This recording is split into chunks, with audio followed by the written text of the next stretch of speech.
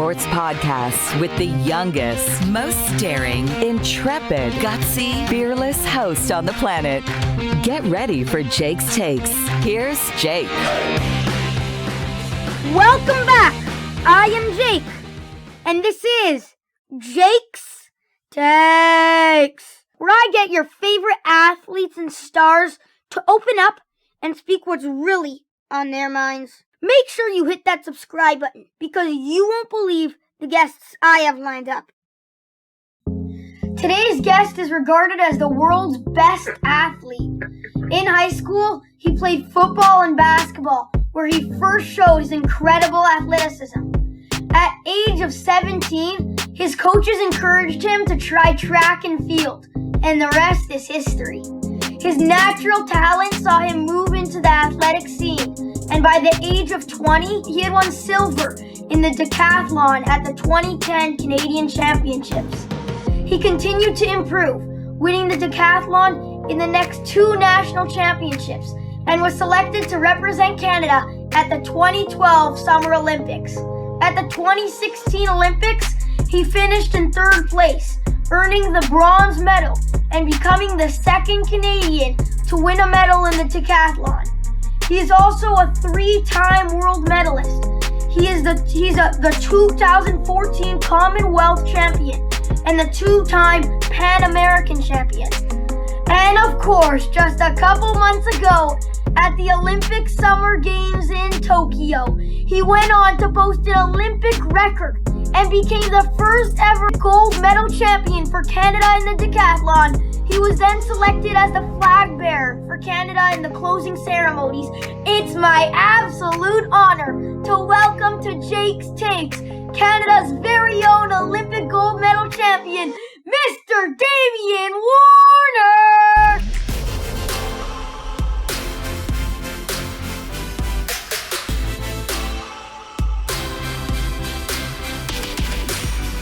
How you doing, Damian? I'm doing very good. I've never had an introduction like that, so thank you so much. Of course, you deserve that. Thank you so much for coming on. No, it's my honor to be on here. Thank you. By the way, I got to give a shout out to Jeff Fisher for setting this up for me. Major thank you, Jeff. You're truly awesome. So it's been pretty crazy for you for the past few months since you won gold at the Olympics. I mean, you've been honored everywhere you go, rightfully so. I mean, you've thrown the first pitch at the Blue Jays game. You've been on every single TV station. I mean, how's this experience been? It's been amazing. I think just like you, I'm a huge basketball fan too, so I've got to go to a couple Raptors games. I got to throw out the first pitch. I got to go to a football game, so it's been a whirlwind for me. I'm just trying to take everything in and kind of relish this moment, but it's been really special for me and my family, and it's something that I'll look back on and I'll remember for a long time in the future. That's awesome. But are you taking off time now, or are you just back into training already? So I'm back into training now, but I took 3 months off after my competition. I think it's really important to take some time away after you've had some success. So just kind of look back on what went really well, what went wrong, how you can improve and learn from that situation. So I was able to do that, let my body heal. And now we're back into training, and it's been going really well. That's what I tell my parents every Monday, Tuesday, Wednesday. I'm not going to school. Yeah. I'm really excited to have you join me, and I got some great stuff to discuss with you. So you ready, Damian? I'm ready. Let's do it. Let's do it. So I read that when you were in high school, you actually were a huge basketball fan. You idolized Vince Carter, and you didn't even start track and field until you were 17. What did you love about basketball, and how did you transition into track and field? Yeah, I'm not sure. I think for basketball, I would watch so many Raptors games, and it seemed like every single morning that I would turn on Sportsnet, Vince Carter was doing a windmill dunk or a 360, and I just thought that was the coolest thing.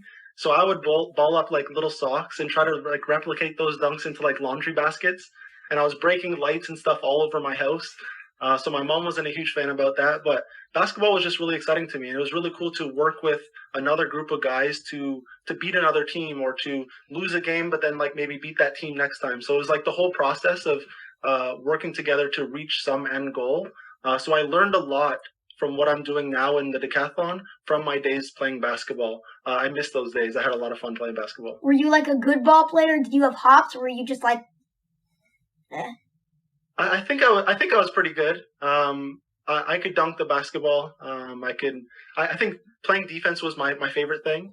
I would always try to take the other team's best player and try to not let him touch the ball, or if he did touch the ball, try to make sure that he didn't score a point. But then I also love to shoot the ball around, and it's one of those things that even now, like yesterday, we went to the gym and we were shooting the ball around, so we still keep it in our training because we believe that basketball, obviously, all those guys are really good athletes, and we think in order to do well in the decathlon, you have to be a good athlete, so we try to incorporate other sports as well into our training. Yeah, by the way, I want to ask you, I'm not really an expert in the decathlon, so just tell me if I have this right.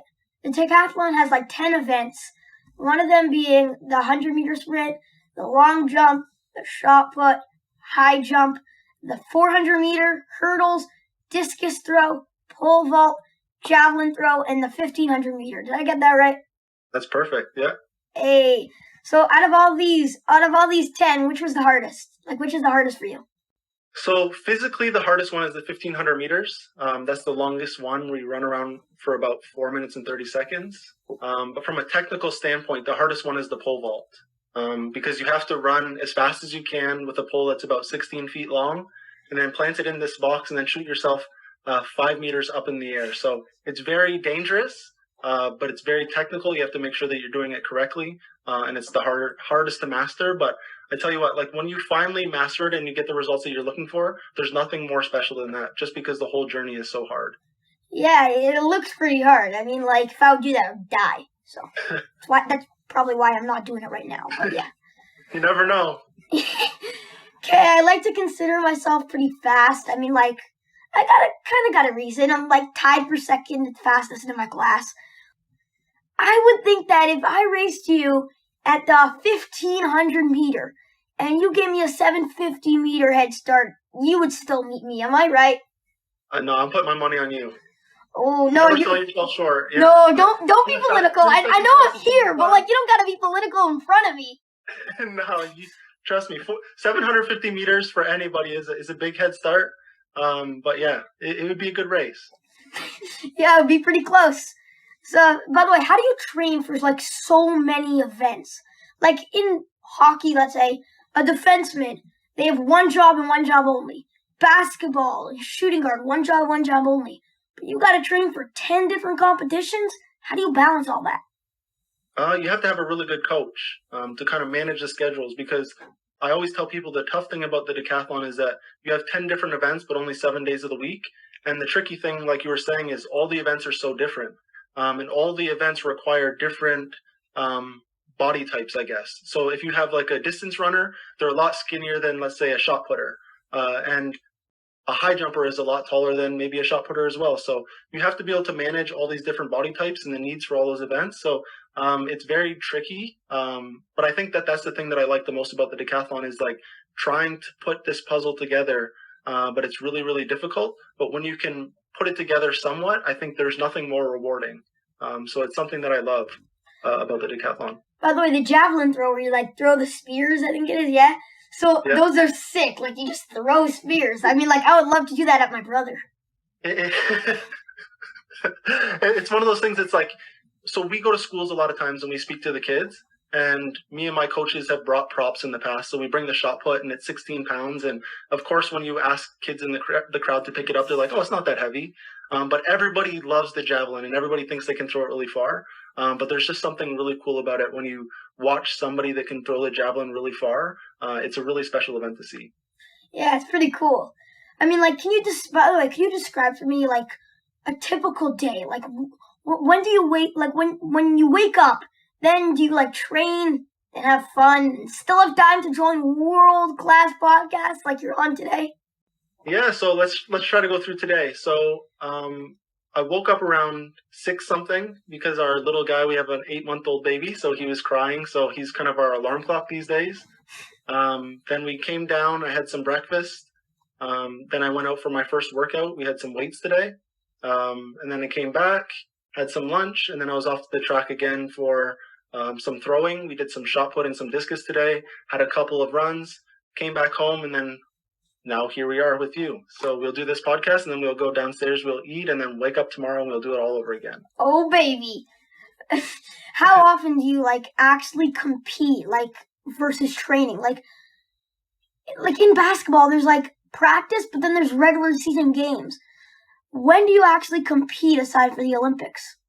Yeah, that's the tricky thing about the decathlon, and that was the trickiest thing transitioning from basketball to track and field, is that in basketball, for example, you have 82 games in a season, but then when you go into track and field, I might compete in the decathlon 2 to a maximum of 3 times per year. So it seems like a lot of times there's just a lot of work and stuff that you're doing in practices and not enough time competing. So I think mentally it gets really tough, but I think because that offset balance, it makes it so when you have those competitions, they mean much more, and it's really special when you do get to compete. So you try to take advantage of those as best as you possibly can. Okay, let's talk about the Olympics. I know this year was probably different with COVID, but can you describe to me what the experience is like being an athlete at the Olympics? Yeah, so I always tell people that the Olympic Village is one of the coolest places that you can go. So me and my coaches were sitting there, and he was my basketball coach, which was really cool, my basketball coach from high school. And we're sitting there eating our lunch, and we look behind us, and there's Luca, and he's sitting there, and Goran was sitting there as well. So they were there right behind us, and then I saw Yao Ming just walk by, and he's holding a tray, and he's like 1,000 feet tall. So that was really cool. But I remember my first Olympic Games, I was only 21, 22 years old. So I was really shy, really quiet. And I remember walking into this thing, and keep in mind, I'm a huge basketball fan. And the first person I saw was Marc Gasol, and he had 10 oranges in his hand. And then I saw Kobe Bryant and Kevin Durant, Dwight Howard, all these guys, LeBron James. And it was just it was heaven, all these incredible athletes that I grew up watching and looking up to, they're all right here. It's an incredible place to be. But then you get to go there and you get to compete amongst all these great athletes. It's really special. Wow, that's awesome. By the way, I can imagine Yao Ming pole vaulting. You need a pretty big pole. Yeah, seriously. By the way, so the showing you had in Tokyo was just off the charts. I was reading all the praises that you received, and everybody agrees that you achieved the title as the best athlete on the planet. What did it feel to actually win that gold medal for Canada? It felt really special because when I started training for the decathlon, that was in 2010, before I could even list off all the 10 events like you did, me and my coaches have already set our minds on winning the gold medal at the Olympics. So we were pretty optimistic, but then we worked together to put a plan together to make it a possibility. And working through all the years of ups and downs and kind of falling short of our goals, and then dealing with COVID this past couple of years made it really, really special when I was able to cross that line, knowing that I won the gold medal, and then to be able to walk over that coach that I started with and give him a hug and say thank you for being with me throughout this whole process. It was really, really special. It was a really good journey, and it's something that I'll cherish for the rest of my life because it was something that's it was a long time coming. By the way, what do you do with the medal now? Do you ever just wear it around the house, or after a shower just throw it on and be yup? I haven't done that yet. I don't even know where it is now. Usually it's I have a little basket up behind me where I have some past medals, but because I've been doing so many events, I have to take it with me. So it could be anywhere. It could be in Theo's, our son's toy box. It could be anywhere at this moment. But yeah, it's pretty cool. It's heavy. Yeah, I can imagine. By the way, Damian, I just got 2 more questions. Is that good? Yep, it's perfect. Okay. Damian, I was thinking that the decathlon is so unique because it takes place over 2 full days. How do you focus for such a long time? Yeah, so it's one of those things where people often talk about the decathlon like it's a marathon, and it is a marathon in the sense that it's a long process. But from a physical standpoint, there's only actually 10 minutes of physical activity. They're all kind of short bursts of physical activity, but then there's 48 hours that it's kind of like a mental battle. So it's really tough. So we've come up with different strategies to be able to deal with those events, and you have to put whether it's a good event or a bad event in the past and kind of move on to the next one. And take it one event at a time. Make sure that you're staying in the present moment and not necessarily focusing on what's to come or too much into the future. And I think when you do that, you have a pretty good grasp and you can just rely on everything that you worked on in your practices. So I think we handled that situation very well in Tokyo, and it'll be important as I move forward to kind of follow that same formula. Seriously, good job. Good job, Damian. By the way, last question, Damian. What you've accomplished is really remarkable. And when you were a kid, you probably couldn't even imagine this in your wildest dreams. What advice can you give me and other young kids to help us be the best we can be? Yeah, so whenever I go to schools, I always try to tell kids that you can do anything you set your mind to. When I was your age, I was watching Donovan Bailey and Katrina LeMay Doan at the Olympics, and I told my mom, like, I want to go to the Olympics too, and she's like, you can do anything you set your mind to. If you have something that you want to do, whether that's an athlete, if you want to go to the NBA, if you want to be a runner in the Olympics, anything is possible. And when I was in grade 6, I had a teacher named Miss Zeisner, and she had us do this project where it's like we had to write a letter to ourselves 10 years in the future.